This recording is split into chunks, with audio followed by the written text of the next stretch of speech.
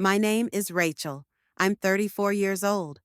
I've been married for 11 years. My husband is Daniel. We met in college, lived through poverty together, scraped through apartment repairs, a mortgage, and 2 miscarriages.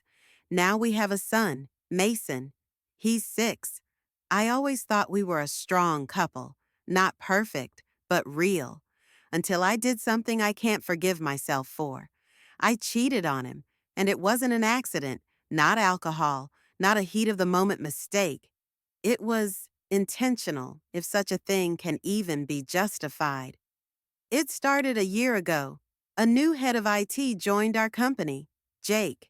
He wasn't my type, too confident, too blunt, but I noticed how he looked at me. Not sleazily, not like I was a body, like he saw something in me that I had forgotten about. Daniel, at the same time, was growing distant, working more, talking less. Later, I learned it was depression, but back then, I didn't know. I just felt invisible.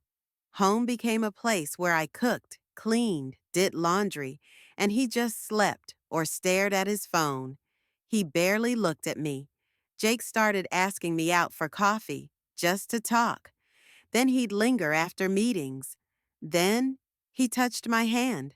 I pulled away. The first time. By the third month, I kissed him. In the elevator. It lasted seconds, but it felt like the ceiling fell in. I didn't plan on cheating. I mean that. But I kept seeing Jake. First secret lunches, then weekends with the excuse of a girl's trip to Boston. Then hotel rooms downtown. I couldn't believe it was me. It felt like I was playing a role, like I was an actress living someone else's life. But it was real. His skin, his hands, the way he whispered, "You deserve more." It was like a drug. Everything felt brighter than home. At first, I just deleted the texts. Then I installed a second messaging app on my work phone. Then I bought a second SIM card. Every move was calculated like I was a spy. I wiped prints, memorized lies, practiced my voice in front of the mirror.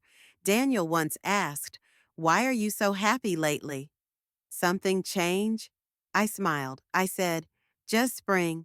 I feel alive again." It was true, just not the kind of truth he wanted. Then everything fell apart. Daniel came home early one day. I was in the shower. I'd left my phone on the dresser. Forgot to close the chat. He saw a message from Jake. "You still smell like me. I can't live without you." I came out of the bathroom and saw his face, pale, expressionless. He held my phone like a weapon. He didn't yell. He just asked, "Is this real?" I wanted to lie, say it was a mistake, that Jake was a stalker, but I saw in his eyes he already knew. So I just nodded. He left. He only said one thing. "I don't know who you are, and I don't want to." 3 days passed before he came back, for our son. He wouldn't look at me. We lived like roommates, cold, distant, and I cried in the bathroom at night so Mason wouldn't hear. Jake kept texting. He wanted me to leave, said, "You can't stay after this." But I couldn't go, because everything I destroyed suddenly became all I wanted to save. I realized I didn't want Jake. I wanted who I was next to him, and I could be that version without him.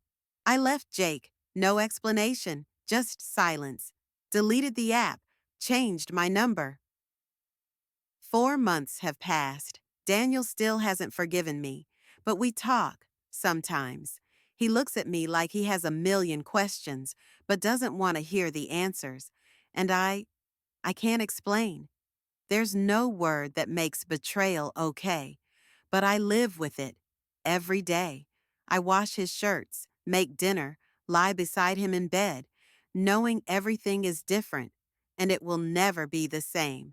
But I keep it inside because if I say it out loud, I'll destroy whatever's still left. Why did you do it? If someone asked me now, I wouldn't have an answer. It wasn't passion. It wasn't love. It was emptiness I tried to fill. I'm telling this not because I'm proud, but because someone needs to hear it. Cheating isn't just a mistake, it's a stone thrown in a lake, and the ripples drown the whole shore. And if you think you can hide it, you can't hide from yourself.